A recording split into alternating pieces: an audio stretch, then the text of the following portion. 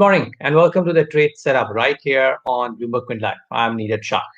And it's a day of continuity, if you will. And I'll tell you why. First, quickly sum up what's happening in the world markets because there's lots to talk about when it comes to India. So the US markets had a very good day. The NASDAQ, 18th record high, S&P 500 at record high. So you have some really good moves that happened in the world markets yesterday. Nothing exceptional. I mean, if you frankly look at the headline number, it looks flattish, but at least there was some uptick. Now, Asia, the last I checked, was trading a bit flattish in the session. So you might have moves on the Asian bourses which are mixed. There will be some markets which would be slightly tepid or flat in nature. A couple of markets could be doing well too.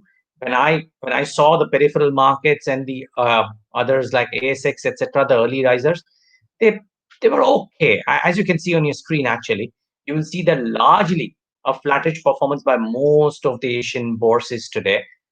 Some of these could actually do well with the course of the day.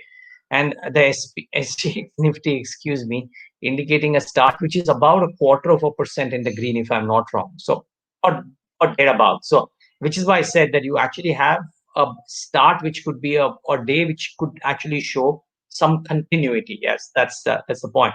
About 23 points in the green. So we might actually start off higher. The question is, can we sustain? Now, the thing is, the last few days, or the last 2 days at least in particular, we've had a bit of a move of consolidation for the better part of the day before we tend to move higher. And if indeed the same pattern follows today, then you might actually have this consolidation breakout, starting a fresh leg of rally towards maybe 11,500, 11,600 zone. Keep in mind, thus far, we've had 11,400 act as a very, very stubborn wall.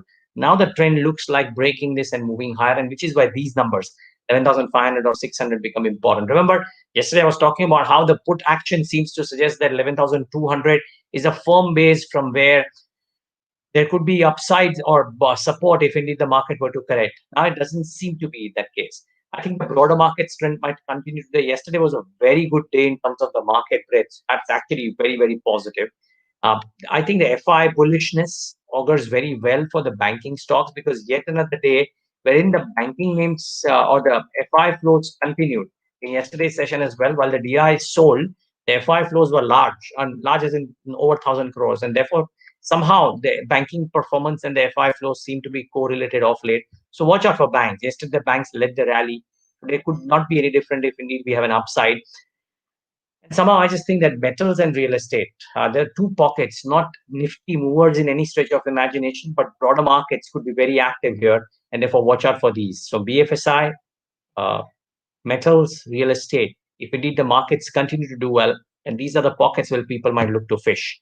And probably, and keep in mind, VIX being low is one more reason why the bullish stance might just find some favor. Because if you see the India VIX, there has been a bit of a gradual cool off, if you will. We're now at 20.43.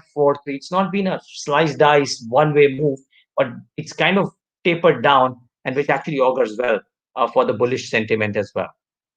Now, what should one watch out for, therefore, in a scenario like this? Stocks that everybody should be keeping an eye out for.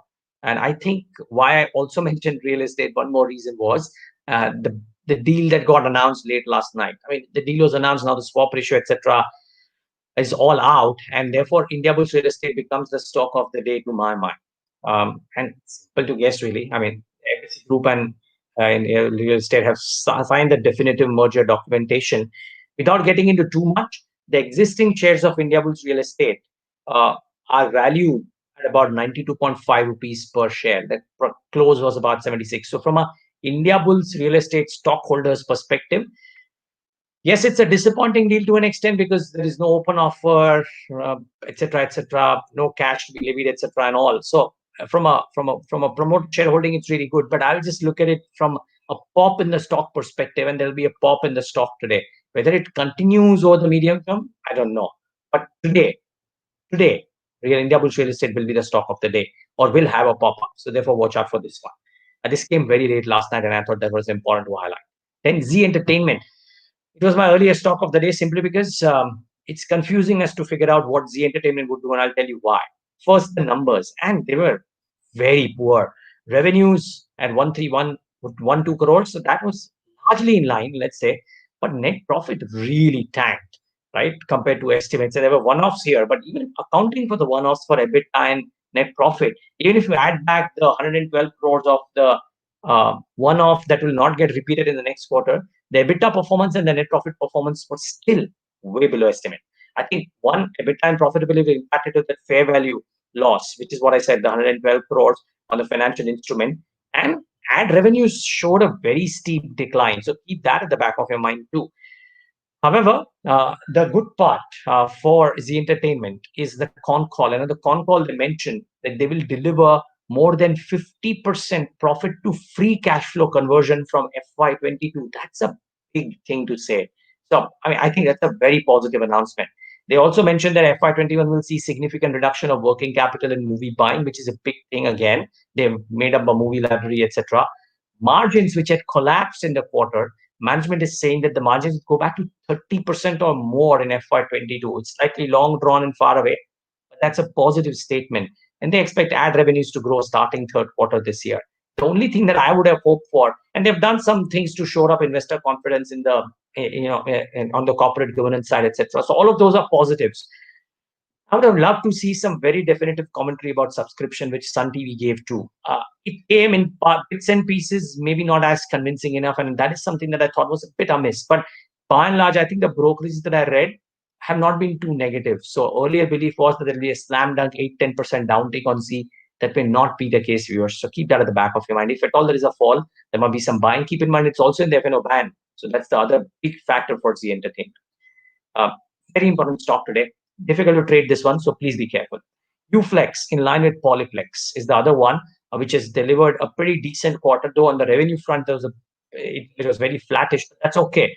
The margin performance aided by spreads, lower raw material costs, power costs, etc., all did very well. And as a result of which, this big bump up in margins, the net profit moved up 2.2 times to 196 crores, and that's quite the telling statistic, right?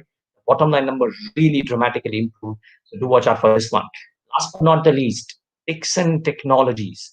They are going to consider raising funds by equity or debt on August 21st. Now, the reason why I think this is important is because Dixon is on an expansion drive. And for the management to come out and raise funds, and in these times, I mean, the stock is doing really well, of course, so it makes sense to. But to raise capital would mean that they believe that the opportunities are high enough for them to incur fresh round of capex, not via internal accruals, but via debt or equity. And that's telling of the kind of order flow that might be coming to Dixon.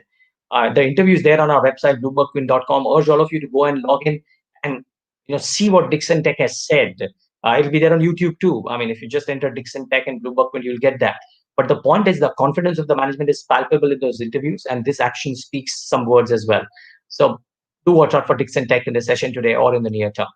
Last but not the least, what stood out for me was this big announcement that again came in at about 11:15 p.m. last night. And my question to all of you is to think about this. Are we looking at a change in the pharmacy landscape in India? Reliance Industries or Reliance Retail, the cash buyout of NetMeds marks the entry of yet another mainstream retail player in the online pharmacy space. Remember, Amazon has gotten into it a few days back. This testing phase, but it's on.